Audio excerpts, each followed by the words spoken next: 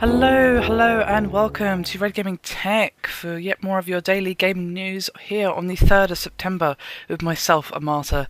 Today I have some news for you on the Xbox One, as we have had some clarification on the reputation system, as the Xbox One chief platform architect Mark Whitten was asked during an IGN Q&A session whether or not everyone's reputation will carry over from the Xbox 360 to the Xbox One.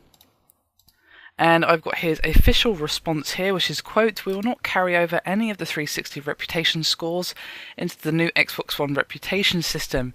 The majority of members will start with a fresh at the good player level. Start fresh, excuse me."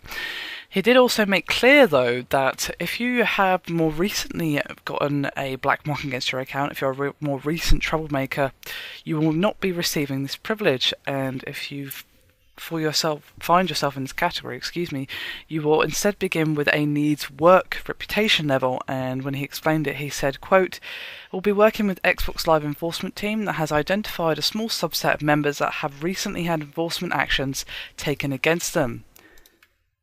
This will give those members a chance to prove they can participate on live fairly and are not automatically placed in the avoid me classification, where things like smart match filtering will affect them."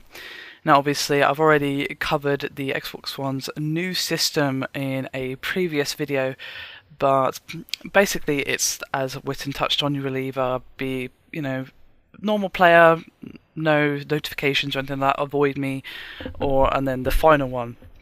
And obviously, if you're in the worst category, then things will start to affect you, such as matchmaking, and you'll probably get put with other people with that ranking, and so forth. So having the avoid me classification is not the end of the world. You can still get to just get rid of that classification, get to be a normal player, and have no problems at all with the matchmaking system. Or you can go the other way if you continue to basically cause trouble. Now, unfortunately, the only thing he didn't touch on is what they mean by recent. Do they mean within the last month, 2 months, 3 months? Because you could argue that the last 4 months before Xbox One comes out is recent. You could argue that the last 5 months is fairly recent. But obviously there's no real specification as to what he means by recent. I would imagine that it's not going to be more than a few months at the most, and it might even be a month or two. It's really tough to say what they mean by recent. Personally, I would say a 2 or 3 months limitation on that is perfectly fair. Also gives users a chance to basically get rid of that before the Xbox One comes out, so they are not placed in the avoid me category when they switch over to the new system. So there you have it, a final answer from Mark Whitten on the Xbox One reputation system. Most of us will not be suffering any problems if we happen to have an old mark on our account from a long time ago or what have you.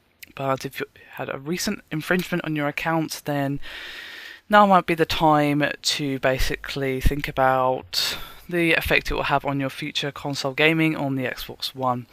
So there you have it. I'll be curious to hear your thoughts, though, as to what you make of this and the whole reputation system that they're planning for the Xbox One in general. There's been some mixed opinions on it. I personally think that no reputation system is ever going to be perfect. There's always going to be room for exploitation in some form, but I think this is better than the one they had on the Xbox 360. It's definitely a step in the right direction, but I would be curious to hear your thoughts. Anyway, that is me done for this video. Hope you've enjoyed it. Thank you very much for watching, and I'll see you next time.